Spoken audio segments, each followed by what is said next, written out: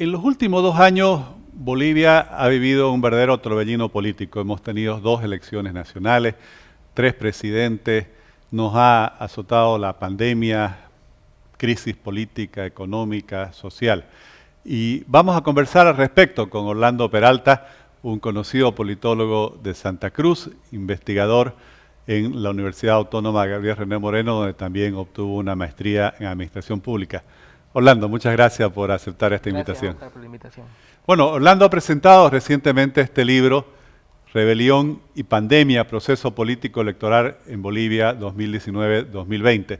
Primero, felicidades, tuve la oportunidad de leerlo y me pareció muy interesante. Gracias. Orlando, si bien el periodo que se analiza en la investigación es 2019-2020, claramente estableces que el germen de toda la rebelión ciudadana y el conflicto que se produce en 2019 o que estalla en 2019 viene desde el año 2016. Sí, efectivamente, ¿no? 2019 no se puede entender sin 2016. O sea, octubre, noviembre, 2019 no se entiende sin febrero de 2016, sin los resultados y lo que vino después. El referéndum. El referéndum, exactamente, los resultados y la movilización, la reacción que generó ya la estrategia discursiva del gobierno de empezar a desconocer el resultado hasta llegar a noviembre de 2017 con el Tribunal Constitucional. Y lo que se generó el tema de las redes sociales y todo lo que fue gestándose 2016, 2017, después 2018, ya, y todo este malestar, todo este encono que se fue acumulando, ¿no? Justamente, ¿por qué? Porque el gobierno estaba con la estrategia de justamente negar algo que ellos defienden, el voto popular. Claro. O sea, algo inaudito, inexplicable, y que yo eso lo analizaba y no encontraba, me fue difícil encontrar un análisis político boliviano justamente que haga mención con respecto a cómo se aborda teóricamente esta falta de respeto a un voto popular de un referéndum que justamente pierde el partido predominante. Y no existía, obviamente se comentaba, se decía, pero era de manera muy superficial teóricamente hablando. Y que era inesperado que lo pierda también. Por supuesto. Y lo que sucedió después, digamos, ¿no? La gente, la academia no se discutió muy poco. Bueno, y siempre inquieto, hurgando en la biblioteca de la universidad, encuentro el libro de Robert Dahl, politólogo estadounidense muy famoso, La igualdad política. Liberal. Sí, exactamente, ¿no? Y bueno, un libro también, un ensayo corto como el mío, bueno, lo leo, y bueno, y ahí realmente fue como cuando uno investiga, ¿no? Estudia, analiza, encontrar un libro que realmente le diga una lucecita, ¿no? Aquí esto explica lo que quiero entender sobre lo que pasó después del 21 de febrero, y la forma de cómo se puede abordar teóricamente algo que es la igualdad política, porque ese es el concepto. La igualdad política. Sobre eso te quería preguntar, porque, bueno, sí, conceptualmente, pero bueno, no todos somos politólogos. Claro. Yo, cuando leí el concepto de igualdad política, lo traducí a mí mismo como el principio de que todos somos iguales ante la ley, que todos debemos respetar por igual la ley. Sí. Según lo que entendí en tu análisis, este es el detonante que conduce al malestar ciudadano y a la rebelión popular del 2019. Exactamente, ¿no? Claro, la gente no lo toma como igualdad política, y es el concepto de igualdad política, pero obviamente hay la intuición, hay el instinto de decir, señores, mi voto tiene que respetarse, porque al fin y al cabo fue un referéndum convocado por el mismo gobierno, o sea, no fue un referéndum impuesto, digamos, estaba dentro del marco constitucional, inclusive hasta hubo un rechazo para que llamen un referéndum, o sea, pero se llevó a cabo, y como dice Sartori, ¿no? Un politólogo ya fallecido, el tema del referéndum es el que gana y el que pierde, pierde, o sea, aunque sea con la mínima diferencia, porque aquí hay algo interesante, algunos intelectuales obviamente afines al MAS, decían, bueno, pero ganaron con un porcentaje mínimo, pero no importa, igual se ganó, o sea, ganó el sí, y otros querían justificar el referéndum que fue el referéndum de la mentira, digamos, por todo lo que se vivió con el tema del caso Zapata, etcétera, etcétera. Por tanto, le buscaban la explicación o la excusa para neutralizar o delegitimar un resultado que fue en el marco constitucional. Claro, y como mencionabas, convocado por el propio presidente, que acababa de ganar un año antes una elección con alrededor del 60%, y por eso estaban tan seguros de ganar ese referéndum, ¿no? Claro, y hay algo más importante, algo interesante también de ellos, después reconocen que fue un error táctico o estratégico, no me acuerdo qué palabra utilizan, pero bueno, eso es problema de ellos. La cuestión es que aquí lo que importa es cómo se respetan las reglas del juego, ¿ya?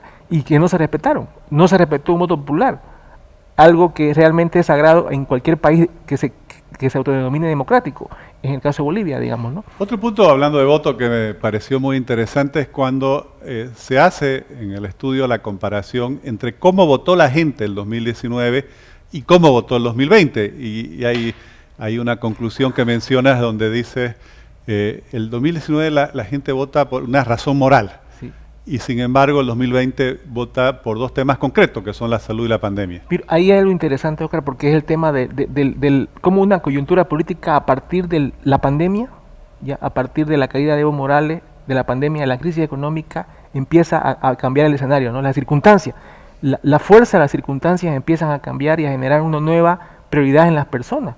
Ya, antes, por eso le decía, 2019 es la acumulación desde el 2016. Claro, aquí el tema era, en ese trienio era el tema de la institucionalidad, de la corrupción, pero sobre todo el respeto al voto popular. Un tema, es como una indignación. Que claro, había indignación, no malestar social, que no solamente era en Bolivia. Si uno ve el mapa, que yo lo menciono en el libro, también sucedía en Sudamérica, sucedía en Europa, sucedía en Asia, chaleco amarillo en Francia, en Chile, en Colombia.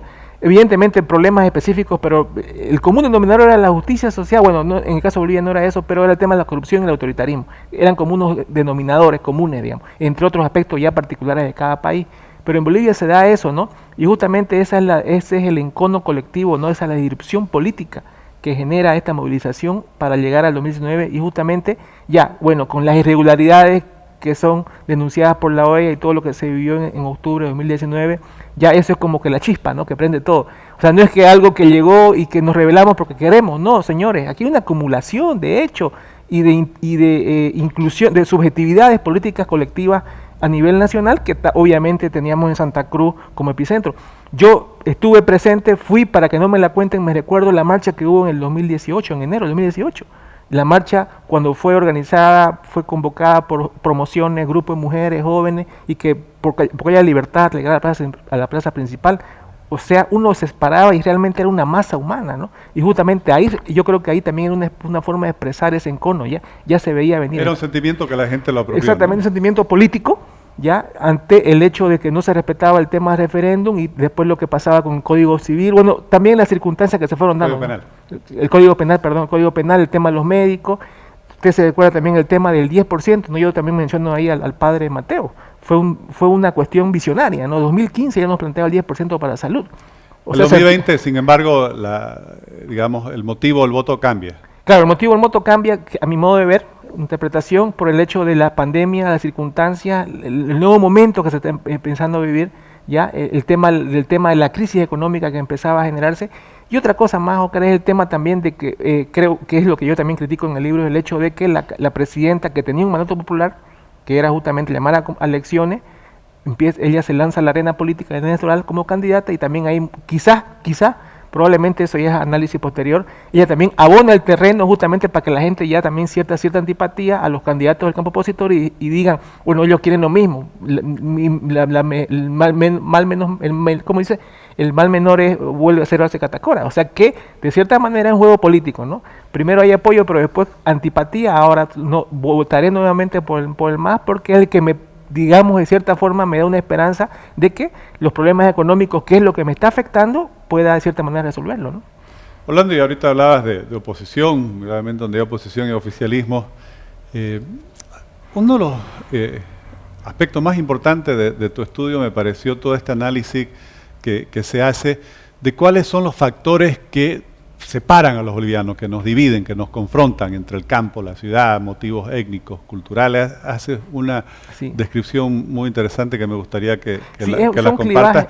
Pero también ahí me surge, ¿y estamos condenados a vivir enfrentados o hay una solución? Ese justamente creo que yo es una de las preguntas que hasta ahorita me hago, que no tengo respuesta en mi cabeza y que creo que nadie la tiene realmente, es porque estos clivajes que yo menciono, el tema de los discursos regionales, el tema del blanco indígena, el tema del más anti-más, que son cuestiones que se activan, o sea, son latentes y manifiestas, pero se activan en cierto momento, como fue en agosto del año pasado. ¿Hasta cuándo vamos a estar condenados a no tener la capacidad de resolver estas diferencias que son las polarizaciones sociales y discursivas que hay, ¿no? Ideológicas?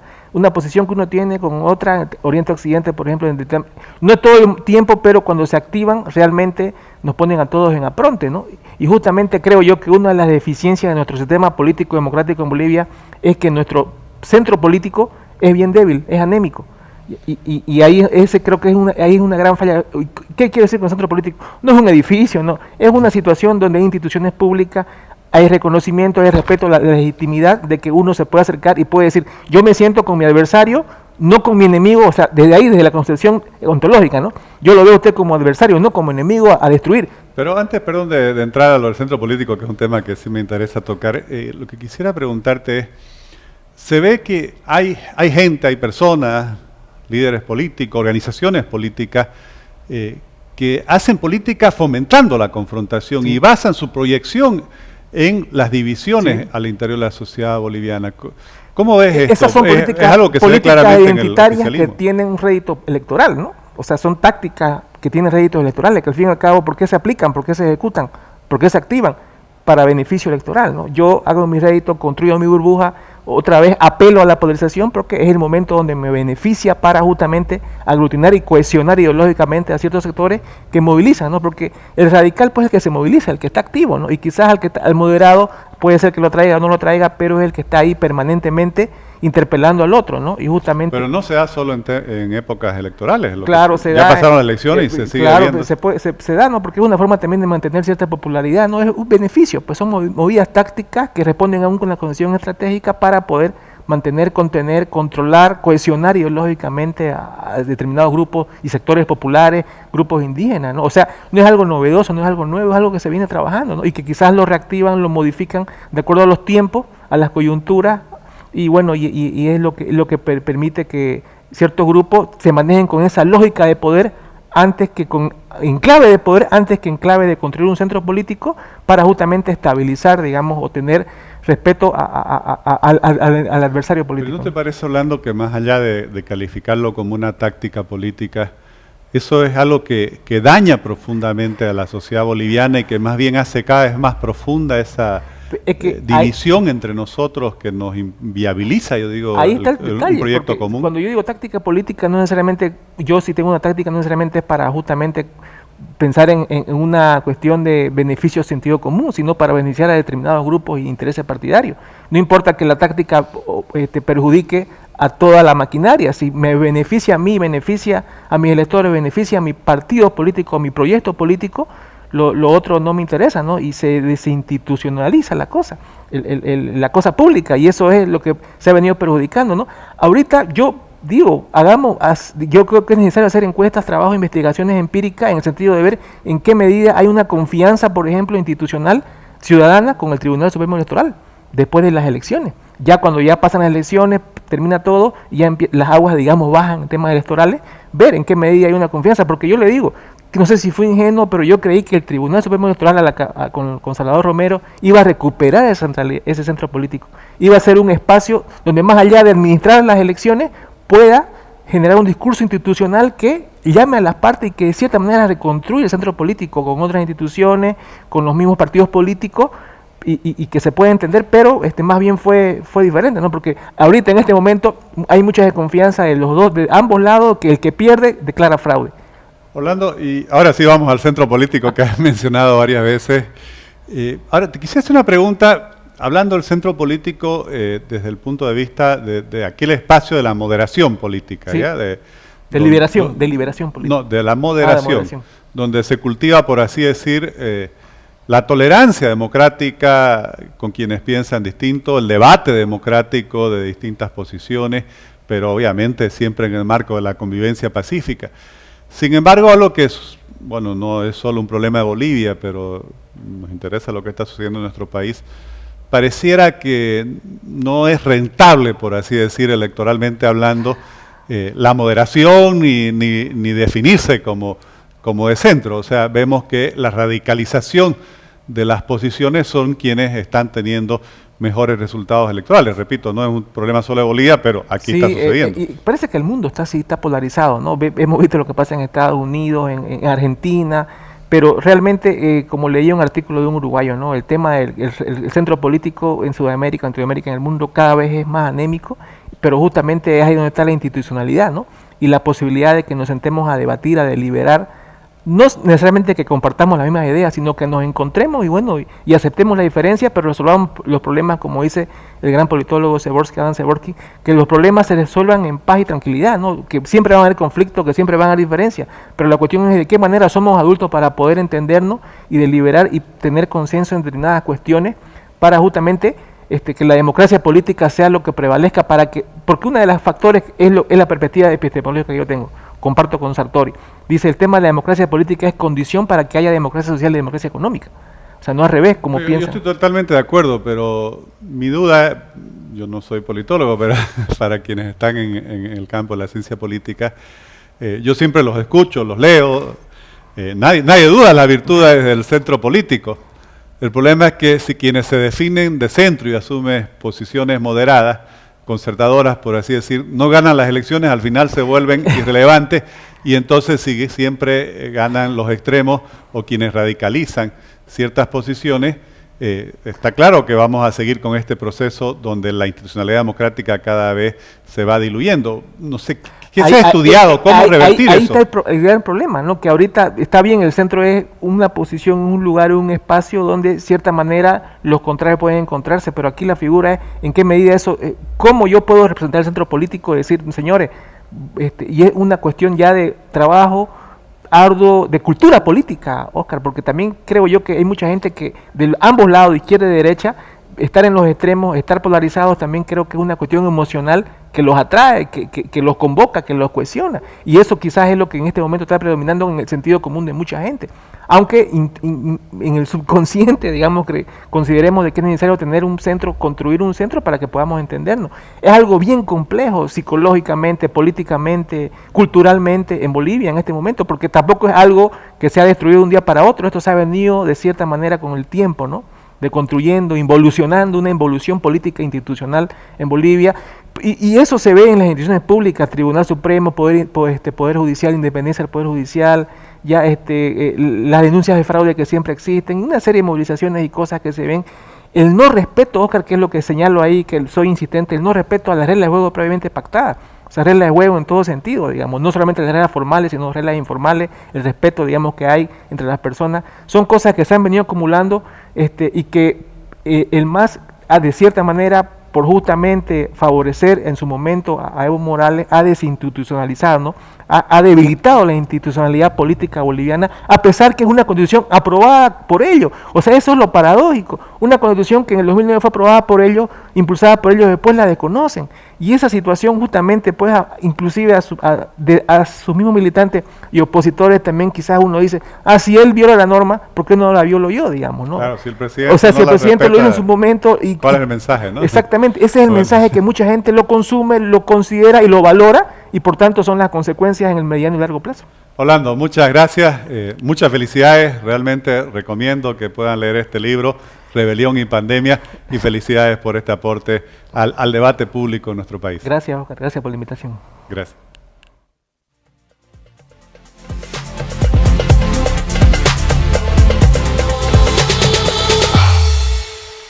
Esta investigación de Orlando Peralta es muy importante para entender lo que ha sucedido en Bolivia en los últimos 2 años. Y sobre todo yo quiero plantear un concepto que es lo que él llama la igualdad política, que es aquel principio pues, de que todos debemos respetar la ley por igual. Lo que decía en la conversación que sostuvimos, el respeto a las reglas pactadas previamente. Bueno, esta es la definición del Estado de Derecho. Esa es una verdadera democracia, en la cual todos estamos, comenzando por el presidente, quienes tienen el poder, limitados y enmarcados en los principios que establecen la Constitución, las leyes y las distintas normas que rigen nuestra convivencia democrática. Cuando eso se rompe, obviamente se está quebrando el orden democrático. Eso es lo que sucedió en Bolivia a partir del momento en el cual no se respetó el resultado del referéndum del 21 de febrero de 2016, a partir del momento en el cual el propio Tribunal Constitucional que debía resguardar la Constitución la vulnera y se vuelve cómplice de la violación de la norma fundamental. Por eso es que el pueblo salió a las calles y después esto se agrava ya con un fraude electoral que hoy se pretende desconocer.